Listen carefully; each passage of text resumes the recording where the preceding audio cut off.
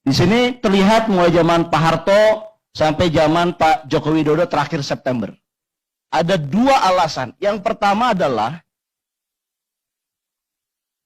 subsidi salah sasaran. 22 tahun kita tidak beranjak dari alasan ini. Dan menurut saya ini kita selama 22 tahun diskusinya ini saja. Baik itu kadang partai yang berkuasa jadi oposisi, kadang partai yang beroposisi jadi penguasa, itu semua sama saja ceritanya. Saya bingung dengan cara abang-abang ini mengelola negara. Kok kita terjebak dengan alasan yang sama?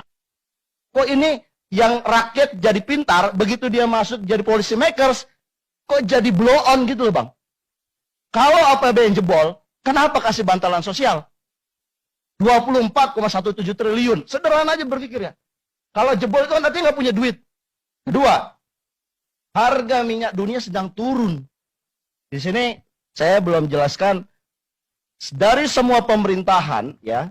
Pertama kalau saya lihat Pak Harto itu konsisten.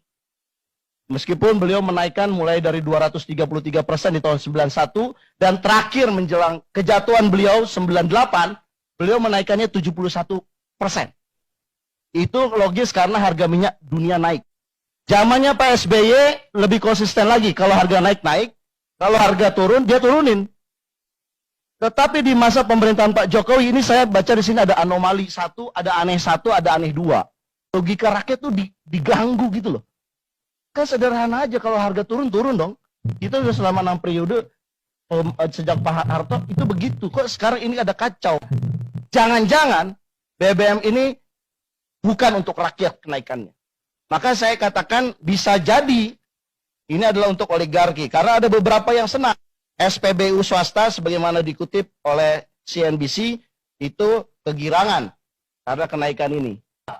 Kalau BBM ini naik, pemerintah karena satu hal manajemennya tidak baik, kemudian ada SPBU swasta yang menawarkan harga yang lebih rendah, tapi tiba-tiba diperintahkan untuk dia menaikkan harga. Loh, kalau pemerintahan itu berpihak kepada rakyat, kan harusnya nggak begitu. Mengatakan infrastruktur 1.900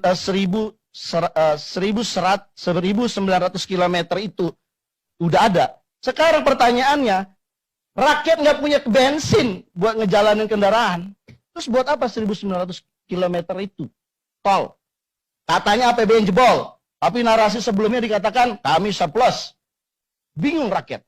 Yang kedua, subsidi 502 triliun sangat memberatkan. Mengeluh. Tapi ketika bicara bayar hutang 400 triliun, nggak pernah ngeluh tuh. Itu baru bunganya.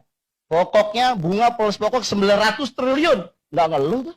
Saat masyarakat menderita dengan inflasi, dengan segala hormat, ada kabar gembira buat pegawai BUMN.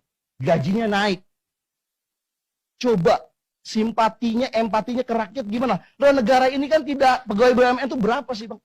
Tiba-tiba dinaikkan dengan harga, dengan alasan inflasi. Loh, rakyat kecil yang tidak bisa menghadapi inflasi, siapa yang mikirin?